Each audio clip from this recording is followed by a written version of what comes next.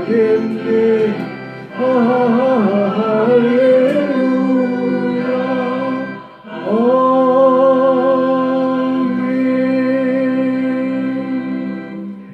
우리 같이 기도드리겠습니다. 주님, 오늘은 부활절 넷째 주일입니다. 부활하신 주님은 이 세상의 끝날에 다시 이 세상에 오시리라고 말씀하셨고, 세상의 끝날에 있을 일들도 함께 말씀하여 주셨습니다.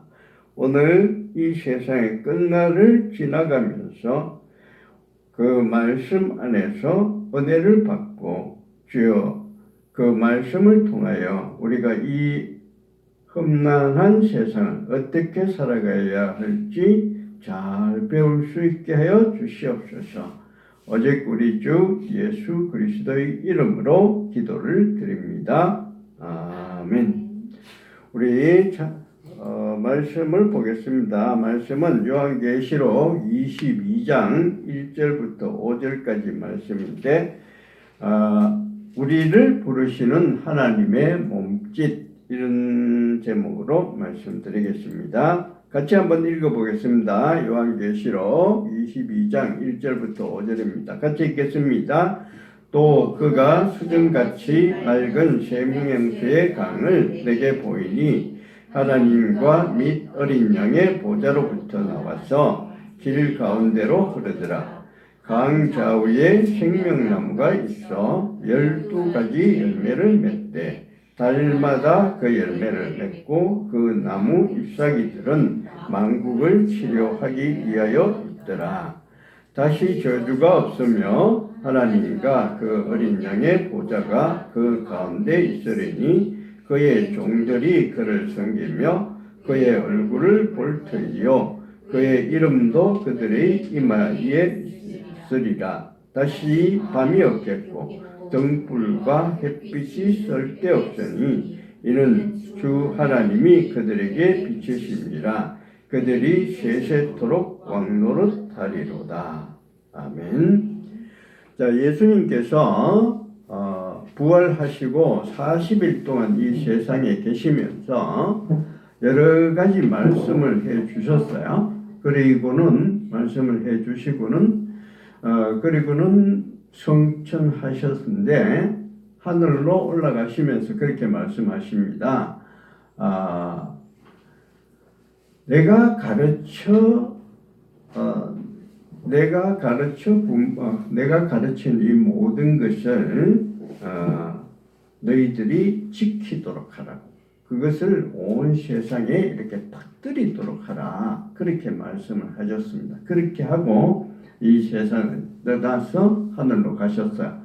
근데 그걸로 끝인가 했던데 그게 아니라 나중에 한참 시간이 흐르고 난 뒤에 요한한테 다시 찾아오셔서 이 세상의 끝날이 있을 때에 어떻게 하겠다. 이 세상의 끝날에는 어떤 일이 있을 것이다. 그때 내가 다시 와서 이 세상을 심판하고 새 세상을 만들겠다. 이렇게 가르쳐 주셨어요. 자, 그때 이제 이 세상이 새로운 세상이 되면 어떤 세상이 될 것이다 하는 것을 이렇게 말씀을 해 주셨습니다. 그게 22장에 나오는 거예요. 그래서 또 수정같이 맑은 생명수의 강을 내게 보였는데 하나님과 어린 양의 보좌로부터 나와서 길 가운데로 흐르던데 강 좌우에 생명나무가 있고 12가지 열매를 맺는데 달마다 열매를 맺고 그 잎사귀들은 만국을 치료하게 될 것이다. 이렇게 말씀을 해 주셨습니다. 자, 참 요런 세상의 끝날에 있을 얘기를 잠시 해 주셨는데 요런 얘기가 그냥 그러니까 요한이 잠시 몽롱한 상태에서 자기 혼자서 그렇게 상상을 했느냐 그런 것을 기록해 놓느냐 그렇지 않습니다. 제가 어저께 말씀을 보내드렸는데 이와 비슷한 얘기가 에스겔서 47장에 보면 나와 있습니다. 여기 방금 우리가 읽었으니까 에스겔서 47장을 한번 보시면은 어제 제가 보내드렸으니까 읽어보셔서 알 건데 에스겔서 4장 47장 12절에 보면 이렇게 말씀이 나와요. 세상 끝날에 어떤 일이 있을 것이다.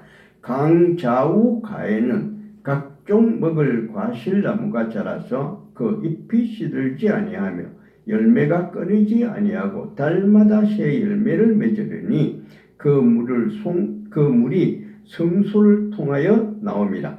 그 열매는 먹을 만하고 그 잎사귀는 약재료가 되리라. 비슷하지 않아요? 네. 비슷하죠. 근데 이거 에스겔서를 쓰는 사람은 언제 썼느냐? 지금 이때부터 이 당시부터 500년 전입니다. 500년 전에 세상 끝날에 되면은 이런 일이 있을 것이다. 새 세상이 되면은 이런 일이 있을 것이다. 얘기를 했는데 그 얘기하고 지금 요한이 얘기하는 거하고 거의 비슷해요. 그러니까 세상 끝날에는 이런 일이 있을 것이다. 요한이 그냥 정신이 해가지고 그냥 감정에 북받쳐서 이렇게 썼는 글이 아니라는 거예요. 정확하게 세상 끝날에 있을 일을 얘기해 주신 겁니다. 근데 중요한 건 뭔가 하면은 요한계시록에 있는 이 모든 말씀들은 전부 다 상징적으로 되어 있어요. 그러니까 정말 세상 끝날에 되면은 뭐 강이 쫙 흘러가는데 거기에 뭐 각종 과실들이 열리는 나무들이 있고 그 잎사귀들은 따숩서 먹으면 전부 다 치료약이 되고 이런 얘기를 하는 게 아니에요. 그런 얘기 뭐 그럴 수도 있겠지만 이게 대충 이런 세상이 펼쳐질 것이다 이런 겁니다. 그러니까 세상의 끝날에 새 천지가 오면 신천지가 오면 어떻게 되리라. 그건 우리가 알 수가 없어요. 어떤 세상이 될지, 그건 어떤 식으로 흘러갈지, 그건 모릅니다. 그건 모르는데, 근데 하나 분명한 건 있어요. 뭐가 있는가 하면은 이런 거예요. 세상 끝날에는 이런 세상이 올 것이다. 근데 그 전에는 엄청난 시련이 있을 것이다. 이거는 분명해요. 우리가 요한계시록을 보시면은 성경을 크게 한번 볼 수 있어야 되는데 이런 겁니다. 요한계시록은 22장으로 되어 있습니다. 22장으로 되어 있는데 1장부터 3장까지는 뭔가 하면은 현재 상태예요. 현재 우리가 어떤 상태다. 현재 교회의 상태가 어떤 거다. 1장부터 3장은 그렇게 얘기합니다. 그 다음에 가장 큰 포지션을 차지하는 게 4장부터 20장인데 여기는 고난의 시기가 어떻게 될 것이다. 이런 얘기하는 거예요. 21장, 22장은 앞으로 올 새 세상인데 이건 잠깐 살짝만 얘기합니다. 잘 몰라. 그러니까 이게 전부 다 상징으로 되어 있으니까 어떤 건지 잘은 모릅니다. 잘은 모르는데 분명한 건 뭔가 하면 이런 거라는 거예요. 새 세상이 올 거고 그 전에는 새 세상이 오기 전에는 엄청난 시련이 있을 거다라는 겁니다. 그런데 그 엄청난 시련이 있는 그 세상 그때는 언제냐? 지금 우리가 살아가고 있는 지금 이 시기예요. 그 시기가 따로 있는 게 아니고 지금 이 시기입니다. 이 시기를 지금 성경에서는 어떻게 얘기하는가 하면은 고난의 시기라고 그렇게 해요. 네? 왜요? 고난의 시기 이렇게 하고 그 다음에 이 시기를 성경에서는 3년 반이라고 이렇게 얘기해요. 고난의 시기입니다. 고난의 시기 이게 길지 않다고 표현을 하기 위해서 3년 반이라고 이렇게 얘기해요. 중요한 건 뭔가 하면은 이 고난의 시기 3년 반 안에 온갖 일들이 일어납니다. 어떤 일, 우리가 흔히 알고 있는 대로 7개의 도장의 심판, 7개의 나팔의 심판, 7개의 대접의 심판, 온갖 일들이 여기서 다 일어난다는 거예요. 예. 그러니까 구체적으로 그게 뭐 어떤 일이 일어난다, 전쟁이 일어난다, 홍수가 있을 것이다, 전염병이 있을 것이다. 구체적으로 어떻게 될지는 아무도 모릅니다. 이 여러 가지 얘기를 해놓지만 정확하게 탁탁 어떤 거다 이런 거 얘기할 수가 없어요. 정확하게 어떤 거다 하면 얘기할 수가 없어요. 단지 우리가 알 수 있는 건 뭔가 하면은 이 시기 새 세상이 오기 전에는 엄청난 시련이 있을 것이라는 거예요. 그리고 이게 또 우리가 그 성경에 기록되어 있는 대로 먼저 세계의 그 도장의 심판이 있고 그 다음에 나팔의 심판이 있고 그 다음에 대접의 심판이 있고 이런 순서적으로 가는 것도 아니에요. 그냥 어떨 때는 이런 심판이 오다가 어떨 때는 이런 심판이 오다가 어떨 때는 홍수가 났다가 어떨 때는 전쟁이 나다가 어떨 때는 뭐 이상한 뭐 별이 떨어지는 그런 일이 있을 것이고 화산이 터질 때도 있을 것이고 엄청난 심판이 있다는 것만 얘기를 하는 거예요. 근데 여기에서 오늘 중요한 거는 뭔가 하면은 하나님께서 왜 이런 심판을 주느냐 하는 거예요. 그냥 스무스하게 가다가 스무스하게 가다가 새로운 세상으로 휙 들어가 버리면 그보다 더 좋을 것이 없는데 왜 이런 어려운 형편을 자꾸 주느냐 말이에요. 고난 시기, 힘든 시기를 왜 주는가 하면은 하나님께서 우리를 하나님의 세상으로 이끌어 가기 위해서 그렇습니다. 여기서 우리 하나 정말 알아야 될 게 뭔가 있는가 하면은 이런 겁니다. 보십시오. 우리 잘 알고 있는 게 하나님 나라는 어떻게 해서 들어갑니까? 질문이 너무 막연한가요? 내가 간단하게 물고 우리가 착한 일, 좋은 일, 뭐 엄청난 일, 이런 많은 좋은 일들을 하기 때문에 그 자격으로 인해서 내가 하늘나라에 들어가는 겁니까? 아니면은 내가 예수 그리스도를 믿기 때문에 하늘나라에 들어가는 겁니까? 믿기 때문이죠. 그러니까 믿음이 있어야 돼요. 믿음이 있어야 됩니다. 그런데 이 믿음은 어떤 경우에 생겨납니까? 믿음이라는 것은 그냥 평안한 가운데서는 잘 안 나와요. 잘 생기지 않습니다. 믿음이라는 것은 어려운 일을 통했을 때 그때 그것을 예수 그리스도의 힘을 빌려서 내가 극복해냈을 때 그때 믿음이 생깁니다. 우리 살아갈 때 한번 보십시오. 내가 이 세상을 살아갈 때 언제 믿음이 커졌나? 내가 막 죽을만 하고 막 아플만 하고 엄청나게 시련을 겪었는데 그때 기도해서 이것을 통과하고 나면은 그때 믿음이 생겨요. 보통 평안할 때 믿습니다 이렇게 하지만 그 믿음이 진짜 믿음인지 가짜 믿음인지 잘 몰라요. 잘 모르는데 내가 정말 죽을 고비를 넘겼는데 그때 탁 넘기고 나면은 하나님께서 나를 지켜주시는구나, 나를 도와주시는구나, 나를 인도해 가시는구나. 그때 믿음이 확 솟아나요.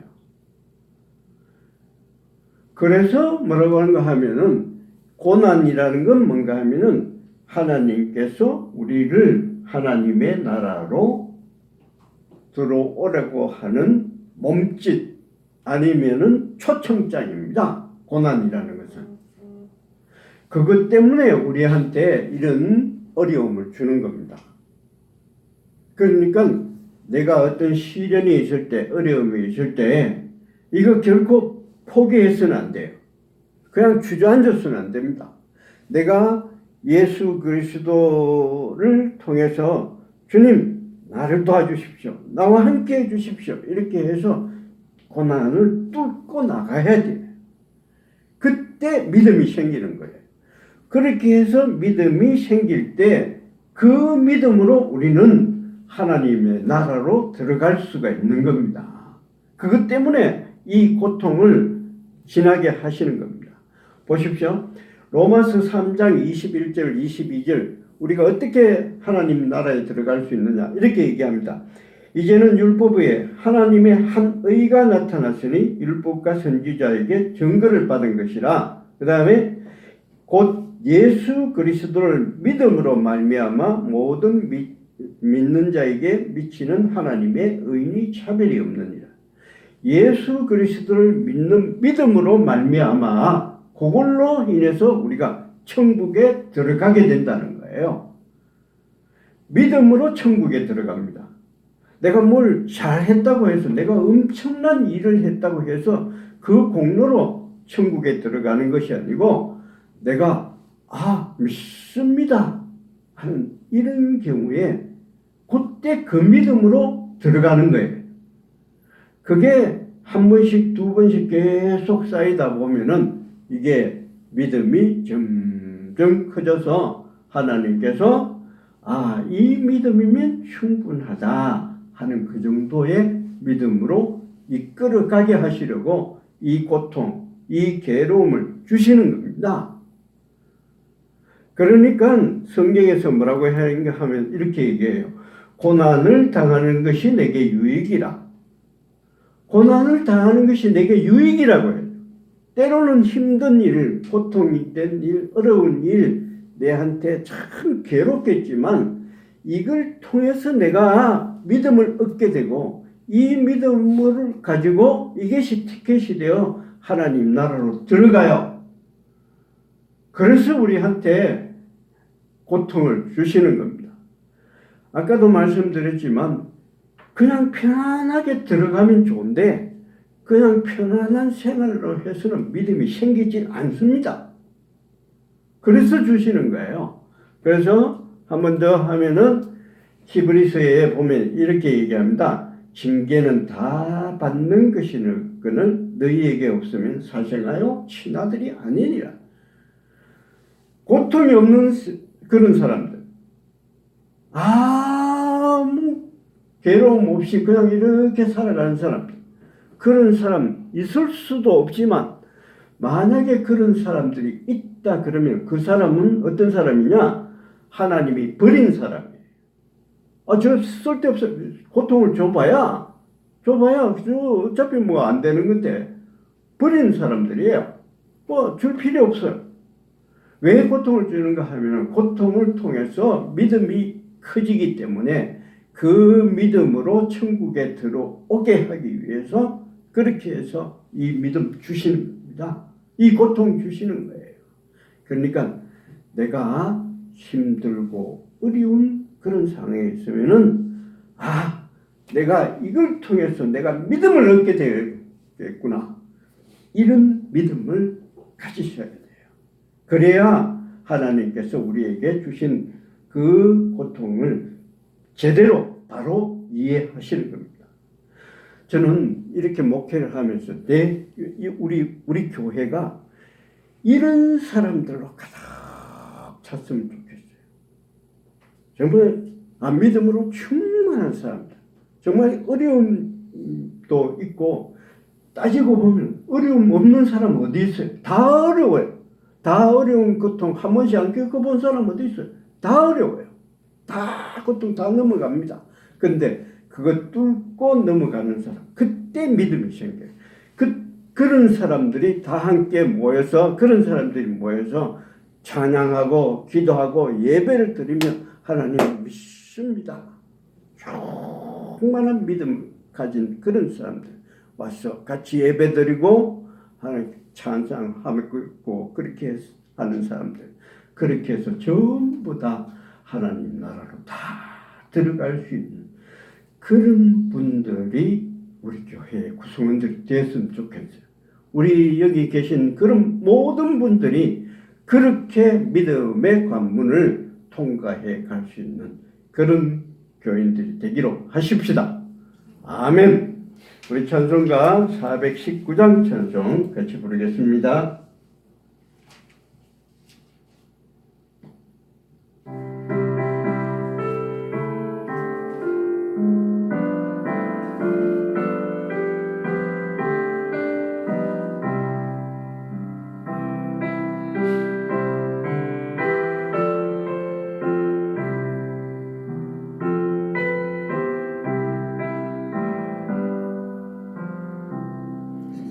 주 날개미 내가 편안히 쉬니 밤 깊고 비바람 불어서도 아버지께서 날 지켜주시니 거기서 편안히 쉬리로다. 주 날개미 평안하다 그 사랑